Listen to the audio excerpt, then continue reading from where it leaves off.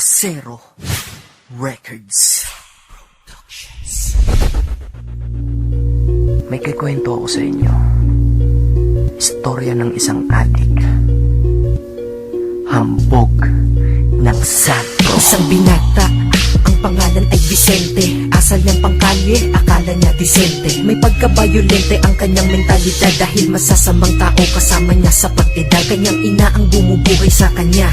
Siya ay lumaki na di kilala ang ama, kaya galit siya sa mundo at naisipan niya na magrebelde. Kanyang buhay ay nasira at nagkanda leche-leche. Ito ay lumala nung dumami kanyang tropa, natutong uminom, manigarilyo at magdroga. Kanyang buhay ay madrama, para bang isang nobela. Ngunit pag siya'y nakadroga, nalilimot ang problema. Kaya naisip niya, pagdodroga solusyon sa kalungkutan at galit na namuo sa emosyon. Kaya kapag walang pandroga sa kanyang pang-araw-araw, pinasok niya ang panguhold at ang pagnanakaw. Ibinawal sa sarili mo ang bawal na gamot. Asahang balang araw ikaw mismo ang mananagot. Mga Panginoon sa droga, bakit mo sinasamba? Sila ay talikuran na ng buhay mo'y maisalba. Dahil hindi iyan sagot at hindi iyan sapat. Magbabago ka lang ba kapag huli na ang lahat? Di ko kayo inuutusan, ito ay babala. Sa droga buhay lalala at walang mapapala. Kaya di nakakagulat si Vicente na kulong, dahil sa pagsasyabu siya ay tuluyang nalulong. Bumubulong ng mag-isa sa kanyang selda tulala. Buhay niya ay lumala ng lumala ng lumala, at sa hindi inaasahan bigla siyang pinalaya. Kanyang ina ay nandyan kahit siya nagkasala.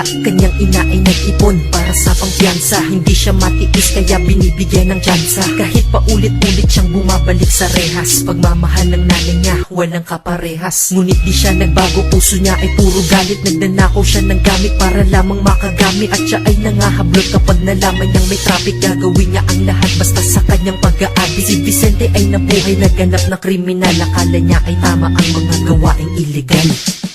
Ituloy natin ang istorya. At isang gabi wala na siyang pangdroga sa tabi, kaya siya ay nangangati. Putang ina mo. Putang ina mo. Putang ina mo.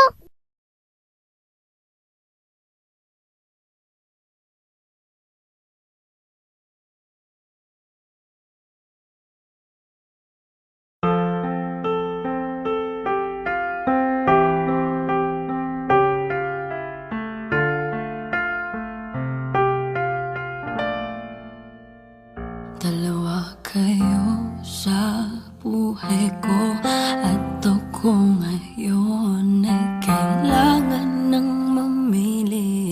Isa lang ang maaari.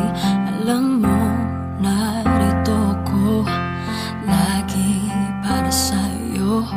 Mahal kita ng labis, ngunit iba ang iyong nais.